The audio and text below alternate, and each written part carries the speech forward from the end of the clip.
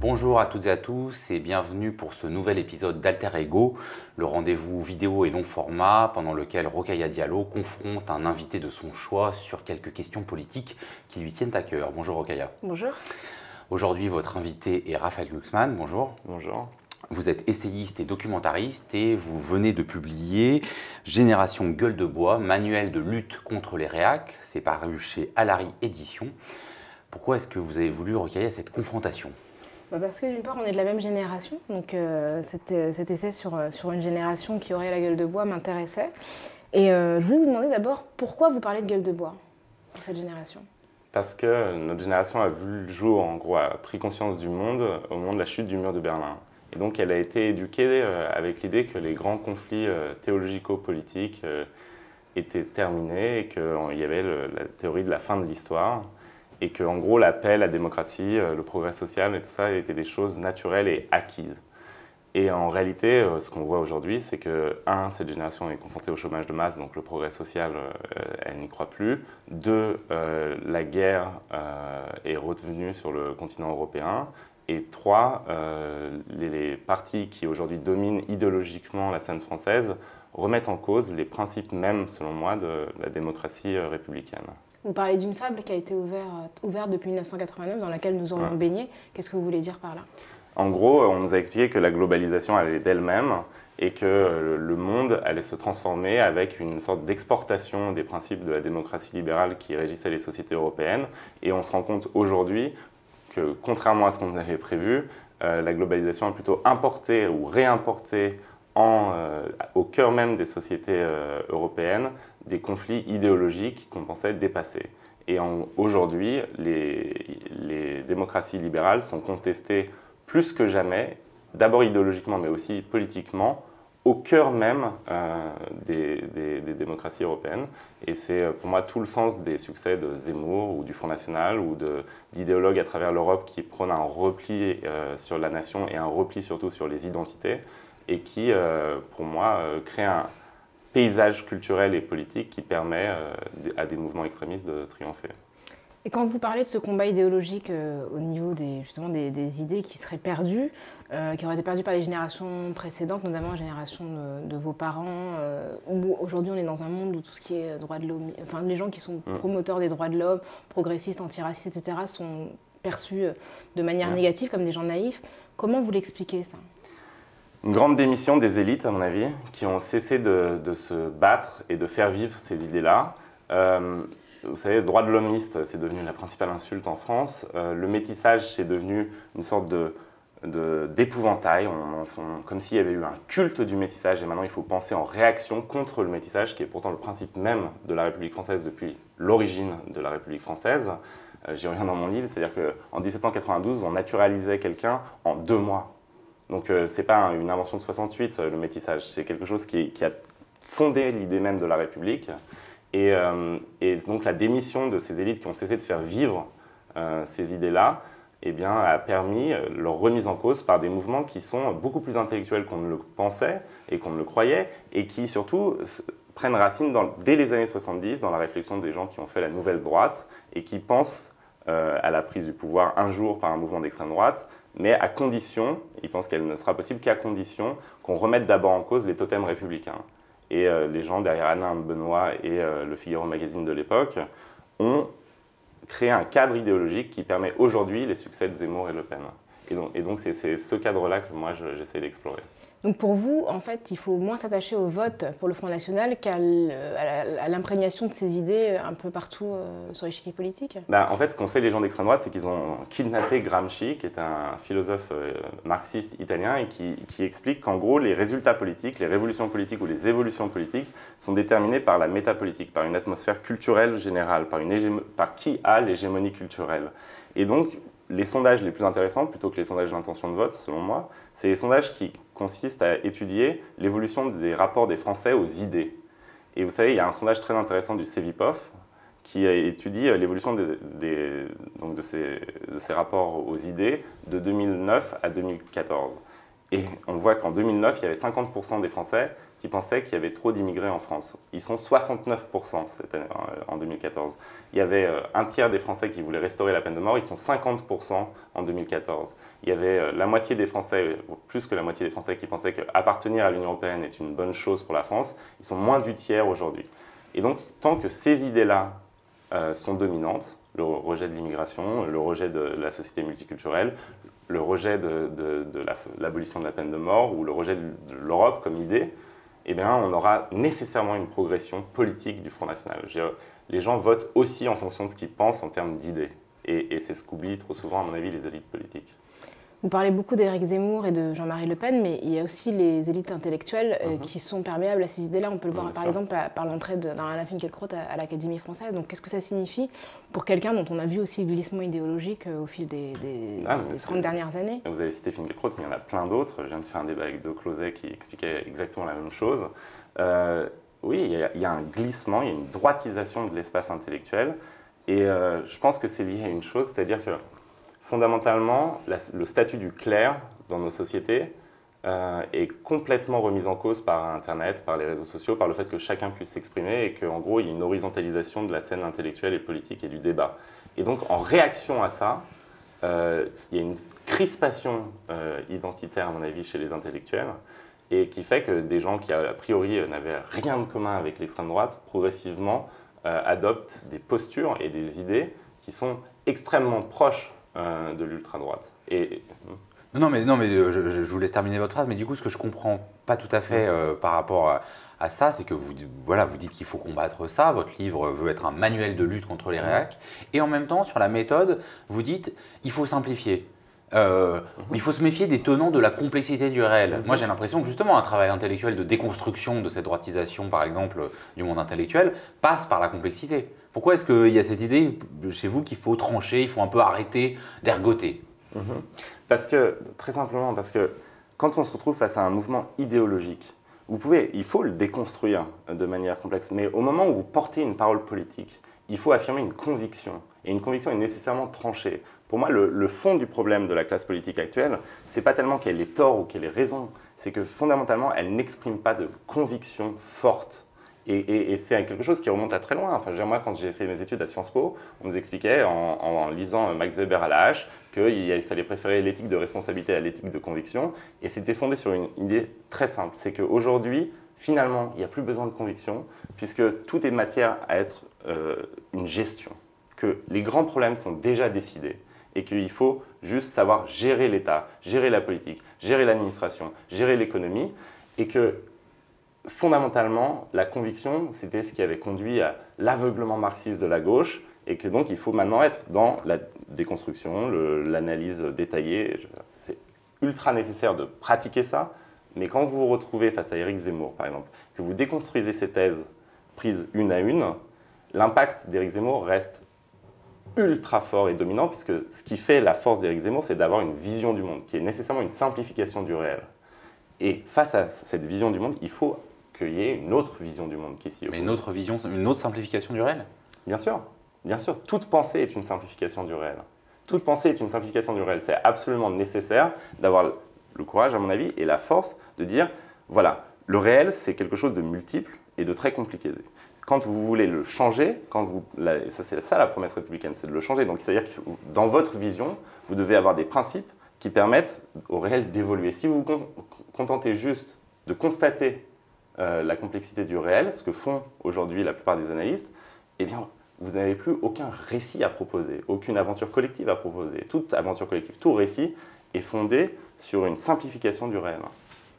Mais c'est un peu céder quelque part à leur stratégie que de la reproduire, quitte à proposer une idéologie alternative. Non, oui, mais justement, leur stratégie, c'est de pouvoir s'enfoncer comme dans du beurre, parce qu'il n'y a aucun moment une confrontation avec quelque chose qui relève de l'idéologie, qui soit pas aussi dogmatique que la leur. Vous savez, pour les idéologues réactionnaires, tout fait toujours le même sens. Ce n'est pas du tout ce que je propose. Mais ce que je propose, c'est qu'à un moment, il y ait une force de conviction. Quand vous prenez par exemple la question des Roms, vous avez des sondages qui disent oui, 87% des Français pensent que les Roms posent problème.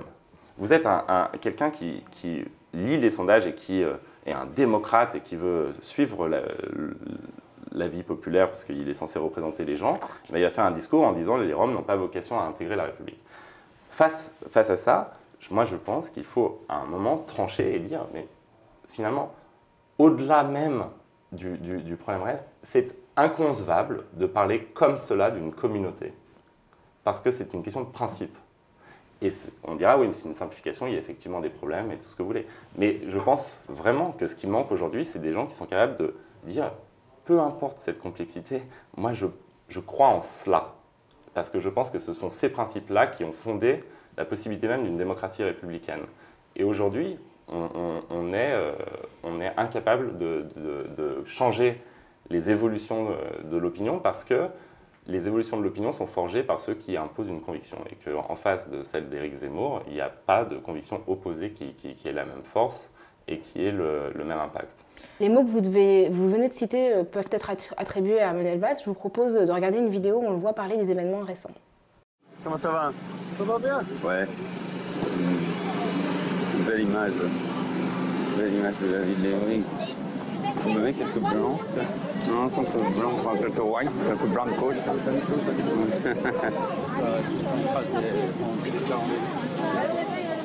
Depuis que je suis ministre, j'ai décidé le démantèlement de ces véritables bidonvilles qui représentent à la fois un danger pour les populations elles-mêmes, pour les populations d'origine rome, mais aussi évidemment pour les habitants des quartiers populaires. C'est illusoire de penser qu'on règle le problème des populations roms à travers uniquement l'insertion. Et donc cela passe par des reconduites à la frontière, cela est passé aussi par la fin de cette aide au retour qui a créé un véritable appel d'air. Nous y avons mis fin, mais ces populations ont des modes de vie extrêmement différents des nôtres et qui sont évidemment en confrontation. Le maire vient de le dire, le maire, M. Vignov, vient de le dire il y a un instant. Il faut tenir compte de cela. Et donc cela veut bien dire que les Roms ont vocation à revenir en Roumanie ou en Bulgarie.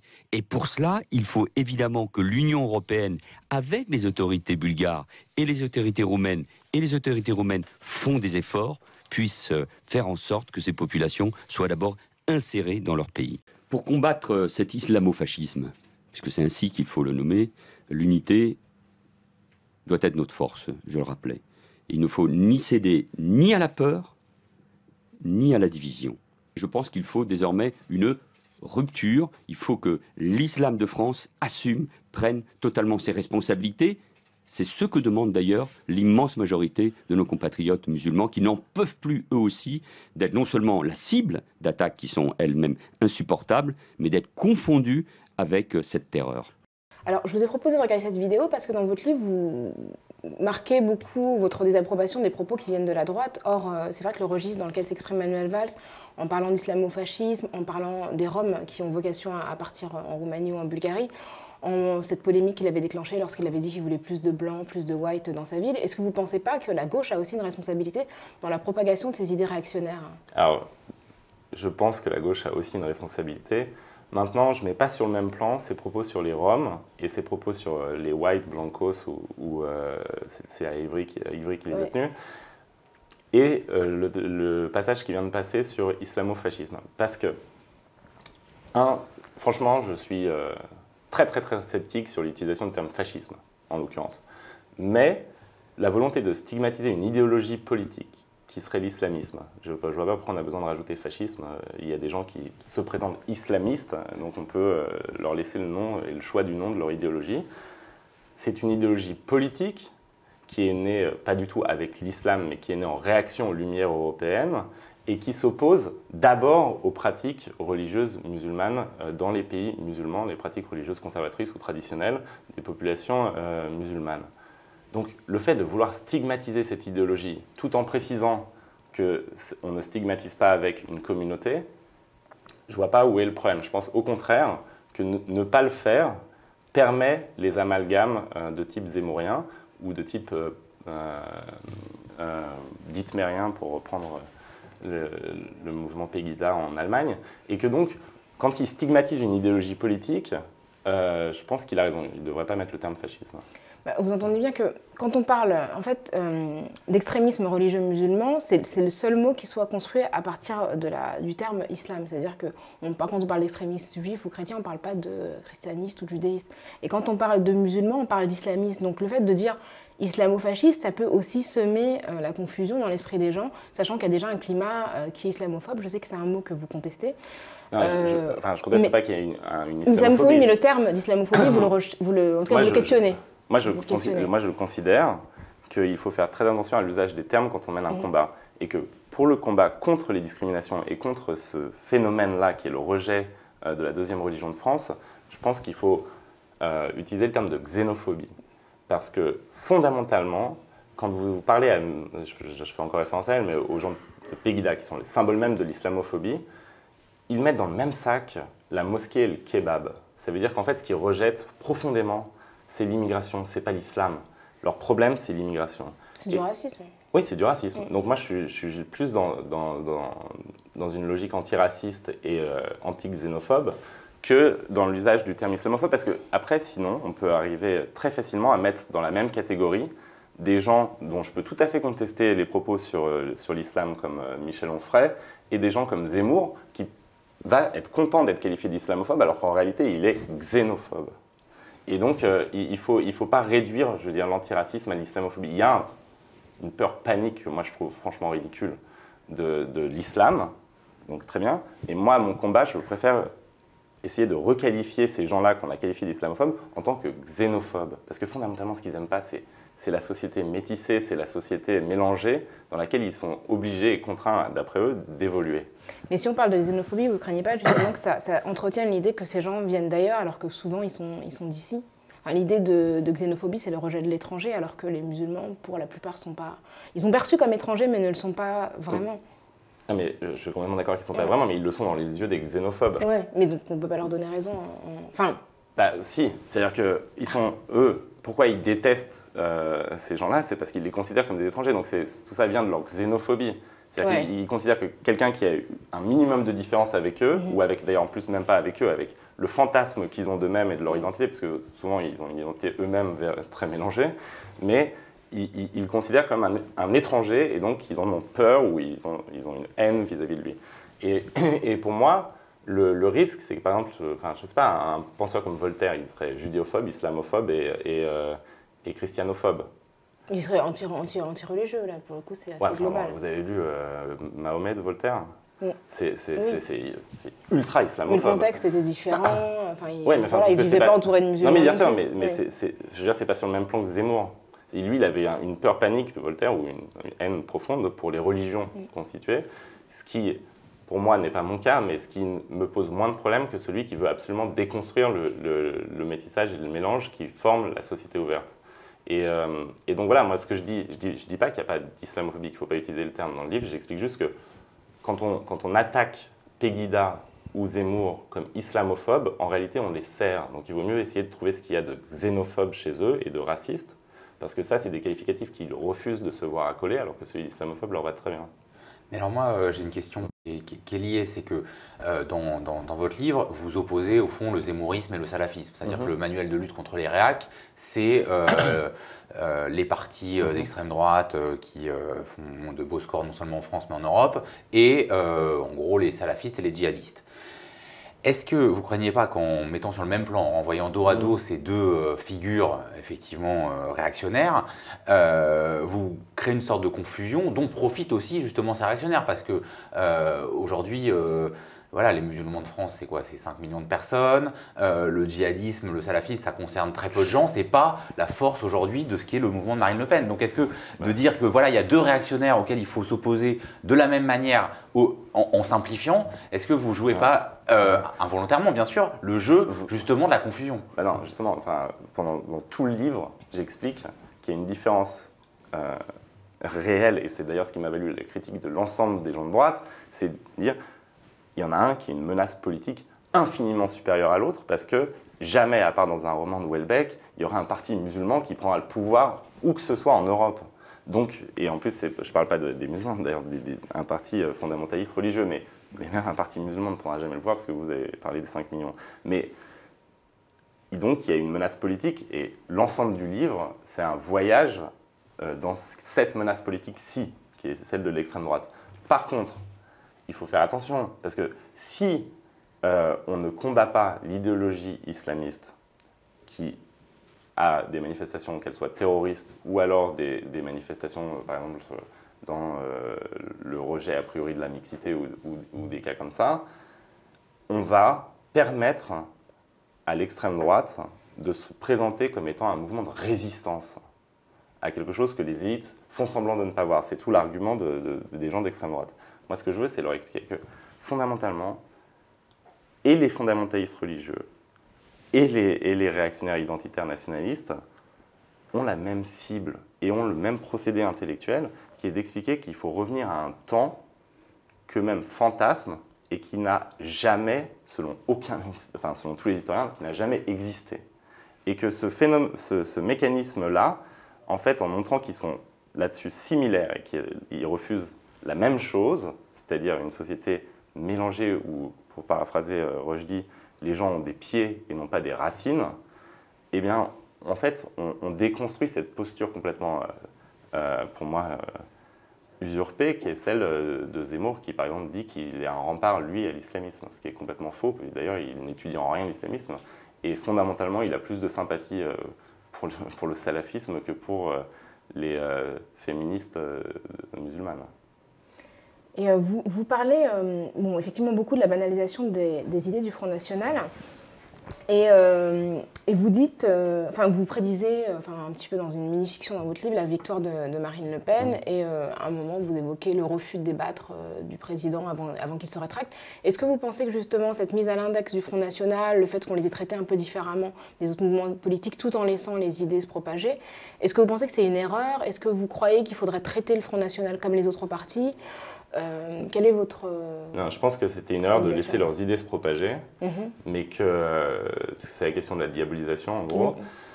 On nous a expliqué que la diabolisation ne fonctionnait pas, que c'était contre-productif parce que le Front National ne baissait pas en dessous de 17 ou de 16%. Ouais. Aujourd'hui, ils sont à 25% dans les pires élections pour les départementales, où ils n'avaient même pas de candidats venant des cantons, où c'était des gens qui étaient incapables de faire campagne. Et donc, je pense que la dédiabolisation qui a eu lieu, c'est-à-dire le moment où sur les plateaux d'Europe 1, par exemple, avec Canteloup et les autres, on pourrait faire des blagues avec Marine Le Pen et qu'elle répond « Oui, moi mes blagues sur les Roms sont moins violentes que les vôtres, Natacha Polony » ou des choses comme ça. Je pense que cette intégration-là... C'est pas complètement faux. Non, mais d'accord, mais ce que je veux dire, c'est que c'est cette intégration-là où on peut se marrer avec elle, comme si c'était justement un parti comme un autre. Déjà, je pense qu'on ne devrait pas se marrer avec des gens qui représentent des partis politiques, mais c'est pas le problème. Mais fondamentalement, ça la sert. C'est-à-dire que toute cette dédiabolisation sert le Front National. Parce qu'elle n'a pas changé sur le logiciel, qui est le cœur du Front National, mais elle a changé sur la forme. Et en gros, on a accepté ce changement-là comme si elle s'était transformée en Fini. Vous savez, c'était l'ancien leader fasciste italien, mais qui lui a fait un vrai changement, c'est-à-dire qui est vraiment devenu quelqu'un de différent. Et d'ailleurs, il a disparu de la scène politique, ce qui est un argument pour Marine Le Pen pour ne pas changer. Et donc, c'est faux, elle n'a pas changé et c'est nous qui avons changé. C'est nous qui avons changé, nous maintenant on considère que c'est un discours normal. Mais vous ne croyez pas que le fait de continuer à parler de ce parti-là comme un parti particulier, sachant qu'à côté de ça, on a pu entendre un Claude Guéant parler de civilisations différentes, un Brice Hortefeux être condamné alors qu'il était au gouvernement pour des propos racistes, est-ce que vous ne pensez pas que c'est justement leur donner du grain à moudre en disant que finalement le système les met à part parce qu'ils ont une parole de vérité ou une parole auquel le peuple est sensible? Non mais il y a le problème, c'est pas que... le problème, c'est pas qu'on les mette à part. Le problème, c'est qu'ils ne sont plus à part. Et ils ne sont pas indépendamment de leur position réelle, c'est-à-dire que c'est ce que vous dites, leurs idées sont déjà là, donc finalement qu'on les traite différemment ou pas. C'est contre ça qu'il faut lutter, il faut expliquer que ces idées-là ne sont pas anodines, ce pas des idées comme celles d'une discussion entre Valls sur la ligne économique et Montebourg ou Hamon. C'est des idées qui sont dangereuses pour la République et qui effectivement ont colonisé les esprits de droite. Et toute mon analyse du livre de Zemmour, par exemple, c'est que... ouais, mais principalement quand même du parti de droite. On vient de le revoir là, sur la croisade dans les cantines scolaires. Et que c'est toute l'œuvre de gens comme Zemmour, c'est-à-dire d'effacer tous les marqueurs qui, jusqu'ici, quand même, marquaient une forme... tous les marqueurs historiques qui empêchaient ou qui marquait une distinction forte entre la droite et l'extrême droite. Et on ne s'en sortira pas s'il n'y a pas cette distinction entre la droite et l'extrême droite. Si c'est les mêmes idées à l'UMP et au Front National, et bien en gros, par le jeu mécanique de l'alternance, on va avoir ces idées-là au pouvoir. On les a eues en partie. Enfin, voilà, les expulsions d'étrangers sous Sarkozy, le discours sur l'identité nationale. On a eu quand même déjà un aperçu de ces idées-là au pouvoir. On a eu un aperçu parce qu'on avait déjà comme principal conseiller du président de la République quelqu'un qui était ancien éditorialiste à Minute. Donc oui, on les a eus, mais on les aura de plus en plus parce que ces idées-là ont profondément colonisé. Vous savez, il y a des gens de droite qui ne sont pas racistes et qui ne sont pas fondamentalement zémouriens, mais ces gens-là sont paniqués par le fait que tous leurs militants et tous leurs électeurs ont lu le Suicide français et y adhèrent quasiment à 100%. Et donc, on se retrouve dans une situation où le risque, c'est qu'à terme, en plus je pense que c'est une stratégie suicidaire de la part de l'UMP, parce qu'à terme, si ces idées-là se banalisent, eh ben, le parti du Front National sera banalisé aussi, et qu'au pouvoir, ce sera la vraie mise en place de ces idées, parce que le fait est que la plus grande partie des dirigeants de l'UMP prennent ces idées-là parce qu'ils pensent qu'elles sont populaires, mais ils n'iront pas jusqu'au bout dans leur application, contrairement au Front National. Alors vous dites que pour ne pas alimenter justement cette rhétorique du Front National et d'autres partis, il faut lutter contre le djihadisme, le salafisme, contre cette idéologie. En lisant votre livre, à un moment je me demande jusqu'où ça va, parce qu'évidemment lutter contre le djihadisme, contre le terrorisme, ok, mais vous avez par exemple une phrase qui dit « Les jeunes des quartiers qui crient « Nique la République », il faut les punir ». Comment? Pourquoi? Est-ce que c'est ça? Mais non, alors là vous me sentez complètement hypothèse, parce que j'explique justement le contraire. C'est-à-dire que je dis… Ah bah la phrase elle est dans votre livre. Mais bien sûr, mais parce que c'est une phrase qui dit « Bien sûr qu'il faut les punir », au sens de « il faut restaurer une forme d'autorité », et j'explique, mais c'est voué à l'échec de prendre cette volonté de punir comme pierre angulaire de la politique. Que bien sûr qu'il faut restaurer une forme d'autorité à l'école, mais que ça ne marchera pas si on ne part pas d'où sont ces jeunes et d'où ils parlent. Parce que tout le débat après Charlie Hebdo, je prends même la scène où Manuel Valls va chez les recteurs, convoque les recteurs avec Najat Vallaud-Belkacem et leur dit maintenant la Shoah, puisqu'on c'était là-dessus, la Shoah à l'école, plus un compromis, vous allez y aller, tout ça, maintenant il faut vous excluer quiconque empêche qu'on en parle. Et ensuite, c'est répercuté, et les professeurs, ils sont complètement démunis, qu'est-ce que vous voulez qu'ils fassent? On ne va pas exclure la moitié de la classe à chaque fois, s'il y a un problème. Et donc, ce qu'il faut, c'est absolument, justement, se remettre en cause. Pourquoi ça pose problème? Pourquoi il n'y a plus d'autorité de l'État? Pourquoi il n'y a plus de parole d'autorité? Et donc, pour moi, juste pour finir mon raisonnement, pour moi, c'est justement l'antithèse de cette phrase. C'est une phrase que je sors en disant « oui, peut-être », mais ce n'est pas comme ça que ça va marcher. Et que donc, il faut impérativement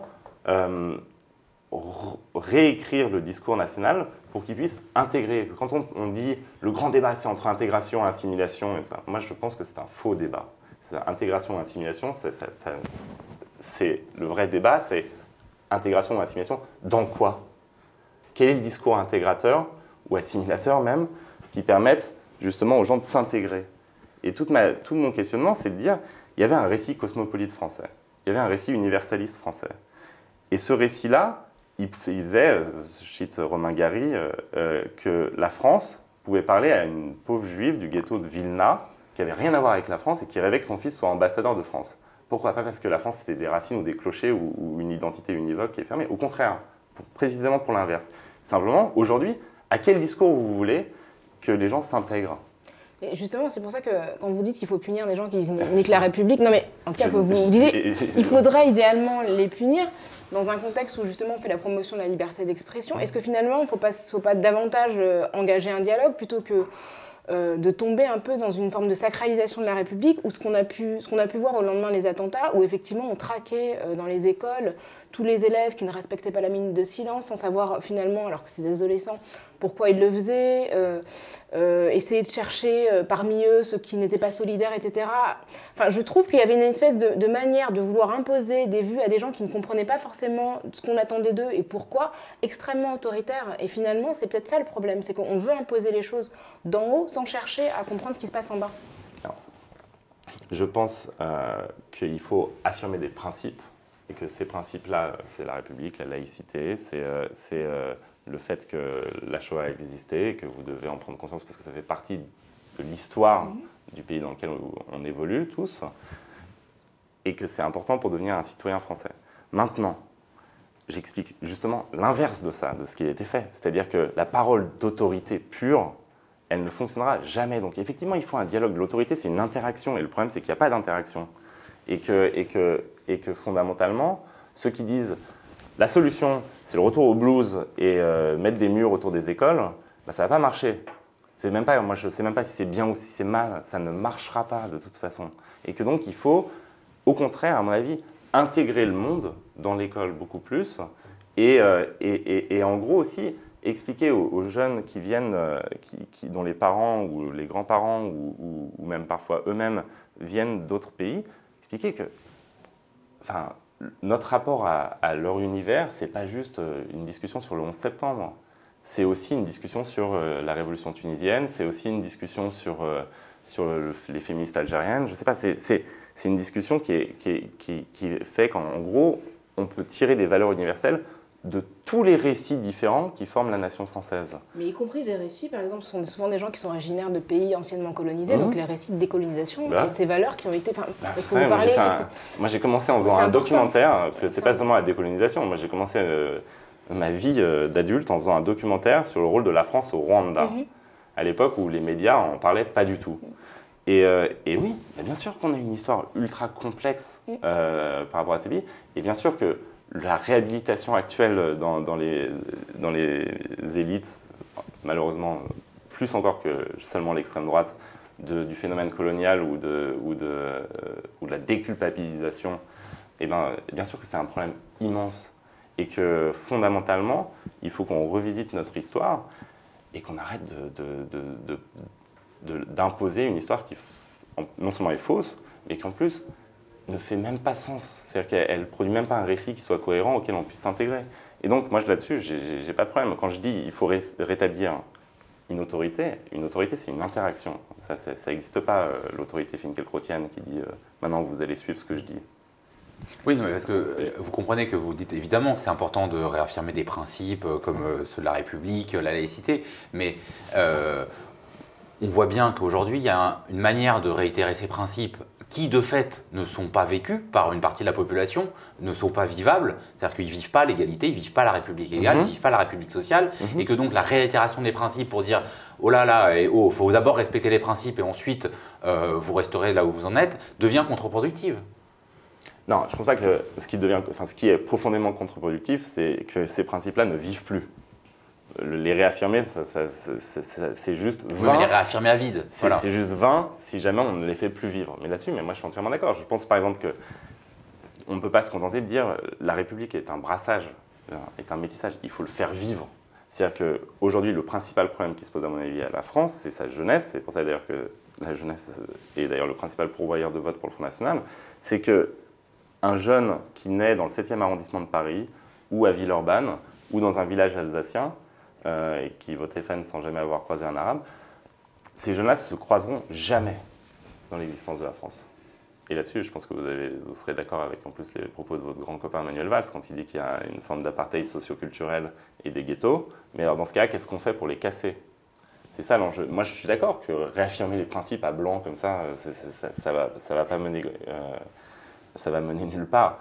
Mais je pense important de les rappeler et ensuite d'avoir des projets qui les font vivre. Je pense, moi, et là on va sûrement pas être d'accord, que le discours de Manuel Valls à l'Assemblée nationale était un bon discours. Magnifique, vous dites dans le livre. Ouais, c'était un discours magnifique, ouais, je pense sincèrement que c'était un discours magnifique. Et que si ce discours-là, il est sérieux, il doit être suivi d'un changement des priorités, d'un nouveau contrat social, d'un New Deal et d'une sorte de plan Marshall qui permettent à ces principes-là de vivre. Alors, tout l'enjeu, c'est quoi? C'est qu'il y a une façon de s'exprimer dans la politique en France aujourd'hui, et partout en Europe et sûrement en Occident, je connais moins les États-Unis, mais qui est que c'est dicté par des communicants. Donc en gros, c'était une séquence com. C'est ça le problème. Mais sur les mots prononcés, moi, je ne vois pas de problème. Ce qui me pose problème, c'est la suite. C'est-à-dire que quand on a un président qui dit que la grande priorité de son quinquennat, c'est la jeunesse, et que derrière, il n'y a aucune renégociation, par exemple, des budgets européens, et que l'agriculture continue à avoir 7 fois plus de budget que la jeunesse et l'éducation, ça veut dire qu'on ne transforme pas des mots en projets, et c'est ça qui manque. Je voudrais revenir avec vous sur la question de l'autorité de la République et la manière dont elle s'est exprimée dans l'après-Charlie, notamment auprès des plus jeunes. Je vous propose de regarder cette vidéo. Je suis avec les terroristes, je ne suis pas Charlie. Ce seraient ces propos qui ont valu au petit garçon de 8 ans d'être entendu hier au commissariat de Nice. Devant son école primaire aujourd'hui, les parents étaient sidérés par la mesure prise contre le petit garçon. Ça vient de ce qu'il entend à la télé, dehors, mais pas de lui-même, quoi. Je veux dire, un enfant à 8 ans, il pense pas ça, hein. Il faut arrêter ce délire, hein. Parce que si on va comme ça, un petit, parce qu'il va dire ça à l'arabe, on va appeler les parents, les grands-parents, on va les emprisonner, on va les interroger. Vous allez traumatiser, vous allez monter une communauté sur une communauté. Il faut arrêter tout ça, hein. Il a 8 ans. Les faits remontent au 8 janvier dernier, au lendemain de l'attentat contre Charlie Hebdo. Le petit garçon refuse alors de respecter la minute de silence. Choqué par ses propos, le directeur de l'école convoque ses parents. C'est le père de l'enfant qui se rend au rendez-vous avec son fils. J'ai tourné vers mon fils, je lui ai dit, mon fils, est-ce que tu sais c'est quoi le terrorisme? Il m'a dit non. Je lui ai dit, ces gens-là, est-ce qu'on souhaite la mort à des êtres humains? Il m'a dit non. Je lui ai dit, celles qui sont mortes, c'est des êtres humains et c'est des journalistes. Ils font tout pour avoir la liberté d'expression, de tout, pour le monde entier. Et le maître, il s'est retourné, il m'a dit, on a entendu, merci. Maintenant, je vais prendre midi qui va s'excuser dans toutes les classes. Mais quelques jours plus tard, le père du petit garçon revient à l'école. Le ton monte, c'est là que le directeur de l'établissement décide de porter plainte contre le père de l'enfant. Et c'est pour cette plainte que l'audition a eu lieu au commissariat. Les policiers avaient exigé la présence du petit garçon. Ils admettent aujourd'hui une maladresse. Compte tenu du contexte et de la gravité des faits, on ne pouvait pas prendre les choses à la légère. Je pense que compte tenu de son âge, un entretien, une médiation aurait été plus opportune sur la forme. Aujourd'hui, une nouvelle plainte s'est ajoutée, celle du père de l'enfant contre le directeur de l'école. Alors, en janvier dernier, Amnesty International a pointé la France du doigt pour le nombre d'arrestations qui avaient eu lieu en raison d'apologie du terrorisme. Et vous décrivez la manifestation du 11 janvier comme quelque chose qui unissait, qui a uni tous les Français. Vous dites le 11 janvier, partout en France, nous étions les uns, tous par là, et pour nous-mêmes, tous amis. Ouais. Et vous parlez d'un état civique, mais j'ai le sentiment que ce tous ne réunissait pas vraiment... Enfin, moi, le sentiment que j'ai, c'est que tout le monde n'était pas vraiment là, et qu'après, il y a certaines personnes qui ont été traquées, qui on a sommé, en fait, d'être dans le mouvement, alors qu'elles avaient peut-être d'autres préoccupations. Quand je dis nous tous, c'est tous les gens qui sont dans les rues pour manifester. Évidemment, alors là, moi, je vais vous dire un truc. Quand j'étais dans les rues pour manifester, il y avait aussi un problème qui était qu'il n'y avait que des gens que je l'aurais pu connaître. C'est-à-dire qui venaient du même milieu socio-culturel et du même espace politique, en gros, entre Mélenchon et le centre droit. Et qu'il n'y avait pas tellement les jeunes de banlieue et qu'il n'y avait pas non plus tellement les électeurs du Front National dans les manifestations. Donc il y avait deux France qui étaient pas intégrés dans ce mouvement. Moi, quand je dis nous tous, c'est les 4 millions de marcheurs, c'est pas tous les Français. D'accord. Et je pense qu'il y a un problème fondamental, mais c'est pas seulement lié pour moi à l'arrestation d'un enfant de 8 ans, ce qui est un scandale terrible, mais un problème fondamental des élites politiques de gauche, progressistes, ouvertes, tout ce qu'on veut, qui ont recours ultra facilement quand il s'agit de problèmes idéologiques et politiques, à l'argument de la justice. Et que c'est pas ça qui va résoudre les problèmes. Certaines personnes peuvent aller trop loin, et dans ce cas-là, ça tombe sous le coup pénal. Mais moi, ce que j'essaye de dire dans le livre, c'est ne croyez pas qu'en vous abritant derrière un juge, vous allez gagner le combat idéologique et politique à l'heure où, en gros, de toute façon, le champ médiatique est complètement éclaté, et où un éditorial du Monde a moins d'impact que certaines vidéos sur YouTube de gens qui, par ailleurs, tombent sous le coup de la loi. Donc, je veux dire, il y a pour moi une forme de démission dans ce culte du procès. Vous concluez votre livre par les mots « L'heure est venue d'agir ». Vous avez quelques pistes? Ouais, moi je pense que le principal sujet, c'est le brassage. Il y a une idée qui flotte, par exemple, qui est celle du service civique.